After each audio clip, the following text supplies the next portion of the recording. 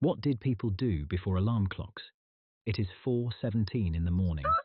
Somewhere in Manchester, in the year 1850, a factory worker named Thomas is still asleep in a room he shares with four other men. His shift starts at 5. There is no clock on the wall. There is no electricity. There is no sun yet. And yet, within the next 10 minutes, someone will wake him up. Not his wife. Not a bell in a church tower. A stranger, paid specifically for this, will walk down his street with a long wooden stick, tap on his window until he moves, and then move on to the next house. This was a real job. It had a real name, knocker-upper. And if Thomas overslept, he didn't just miss breakfast. He lost wages. Maybe his job, maybe the roof over his head. The question sounds simple. What did people do before alarm clocks? But the answer is not one thing. It is the entire history of how humans learned to obey time that they could not see. For most of human history, you did not wake up on a schedule. You woke up when you were done sleeping. The sun rose, birds called, your body finished whatever cycle it was in. Hunter-gatherers, early farmers, villages without factories or train timetables. They lived inside daylight. Winter meant longer sleep. Summer meant less. Nobody expected you to be anywhere at exactly 6:03. Roosters helped. So did dogs. So did the cold when the fire went out. But none of that was precision. It was enough when the day belonged to you.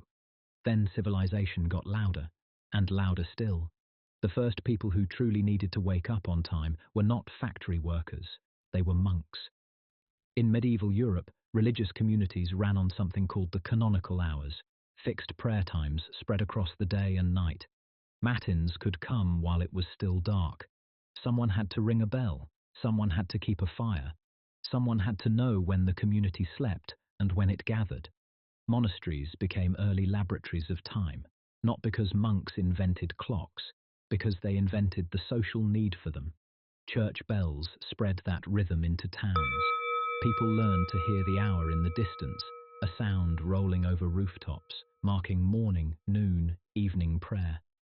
If you lived near a church, you might wake when the first bell rang. But bells don't know that your shift starts earlier than your neighbours, and they don't reach into every bedroom. The wealthy had stranger tools. In ancient China, some households used incense clocks, sticks or coils of incense burned at a steady rate, marked with intervals so you could tell how much night had passed. In Europe, candle clocks did the same thing. A candle with measured rings, burn down to the next line. Know the hour. Water clocks dripped time through a controlled leak. Clever, beautiful even, and completely useless to a mill worker who couldn't afford a measured candle and couldn't wake himself from inside a dead sleep at 4 in the morning in the middle of winter. Because here is the part we forget. Waking up early is not a natural talent. It is a skill most people fail at without help. Sleep inertia is real. Your brain would rather stay unconscious than keep a job. Every alarm clock you've ever hated is fighting biology. And for most of history, biology usually won. Then the Industrial Revolution arrived, and time stopped being a suggestion. Factories ran in shifts. Machines did not wait for roosters. Trains left stations whether you were on them or not. Employers fined lateness. Cities filled with workers who all needed to rise before dawn, not roughly, not when they felt ready, but now. This is when the knocker-upper appeared. In Britain and Ireland especially, from the early 1800s into the early 1900s, entire streets hired the same person to walk the neighbourhood with a baton or a pea shooter, rapping on windows until workers showed a face. Some knocker-uppers woke as many as 100 people before sunrise. They were paid a few pence a week by each client. It was cheaper than losing a job, and it created one of the strangest questions in labour history. Who woke the knocker-upper? Some used alarm clocks when they could get them. Some relied on an internal clock trained over years. Some simply slept lighter than everyone else. The system worked because an entire city agreed that punctuality was worth paying for. Mechanical alarm clocks existed long before they were common.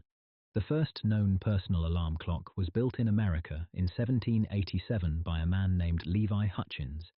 It could ring at one time only, 4 in the morning, because that was when he wanted to get up. Adjustable alarms came later, Mass production came later still. For a long time, a clock that could scream at you was a luxury object, then a middle-class tool, then a default assumption. By the 20th century, the alarm clock sat on bedside tables the way roosters once sat in yards.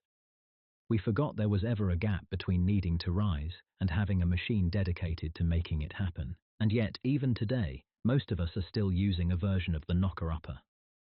Your phone buzzes on the nightstand, your smart speaker plays a tone, your watch taps your wrist. The technology changed. The underlying problem didn't.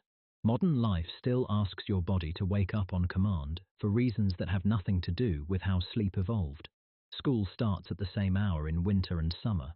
Offices expect you alert before your circadian rhythm agrees.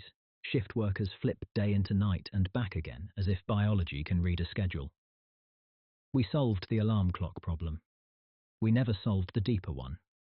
That industrial time and human time were never the same thing. So what did people do before alarm clocks? They woke when the world woke. They used bells, birds, candles, and each other. They hired strangers to knock on glass. They built an entire economy around the fact that most of us, left alone in the dark, would stay there. The alarm clock didn't invent early mornings. It industrialized them. And every time yours goes off too early, too loud, too soon, you are feeling something Thomas in Manchester felt when wood hit his window before the sun was up. Not laziness, not weakness. The oldest conflict we have, between the body that wants rest and the world that refuses to wait. We just got very good at choosing sides.